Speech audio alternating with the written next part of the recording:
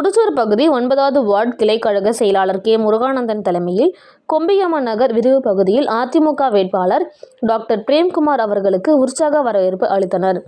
ஸ்ரீபெரும்புதூர் தொகுதி அதிமுக வேட்பாளர் டாக்டர் பிரேம்குமார் முடிச்சூர் பகுதியில் இரட்டை இலச்சினத்தில் வாக்கு சேகரித்தார். திறந்தவெளி ஜீப்பில் செங்கல்பட்டு மேற்கு மாவட்ட கழக செயலாளர் சிட்லப்பாக்கம் ச. ராஜேந்திரன், முன்னாள் அமைச்சர் டி.கே.எம். சின்னையா, ஒன்றிய கழக செயலாளர் எம்.பி. மனோகரன், 5வது வார்டு செயலாளர் கல்கி, 11வது வார்டு செயலாளர் வெங்கட்ராமன் வீதி வீதியாக சென்று வாக்கு சேகரிப்பில் ஈடுபட்டனர்.